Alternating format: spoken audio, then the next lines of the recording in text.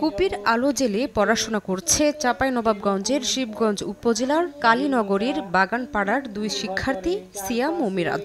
আধুনিক সভ্যতার যুগে সারা দেশের মানুষ যেখানে নতুন নতুন প্রযুক্তির ব্যবহার করছে, সেখানে বিদ্যুতের আলোই যেন স্বপ্ন এই দুই শিশুর। ৩০ বছর আগে শিবগঞ্জ উপজেলার ঘোড়াপাখিয়া ইউনিয়নের কালীনগরে বসতি শুরু করে নদী ভাঙন কবলিত সহ বিভিন্ন এলাকা থেকে আসা মানুষ।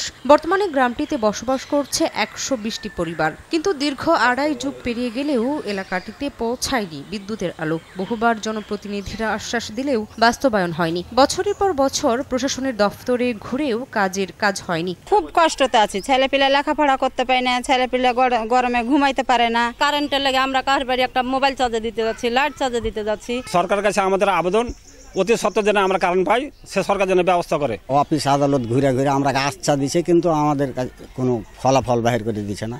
জনপ্রতিনিধিরা বলছেন বারবার চেষ্টা করেও বিদ্যুৎ বিভাগের উদাসীনতায় আলোর মুখ দেখেনি উদ্যোগ। তবে পল্লী বিদ্যুৎ কর্মকর্তার দাবি, এলাকাটিকে বিদ্যুতের আওতায় আনতে নেওয়া হয়েছে প্রকল্প। অনুমোদন পেলেই শুরু হবে কাজ।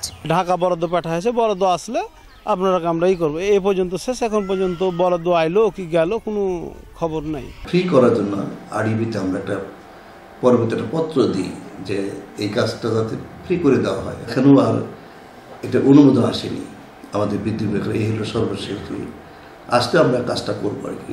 কালীনগর বাগানপাড়া গ্রামে ১২০টি পরিবারে প্রায় ৫ শতাধিক মানুষ বসবাস করেন। সময় সংবাদ, চাঁপাইনবাবগঞ্জ।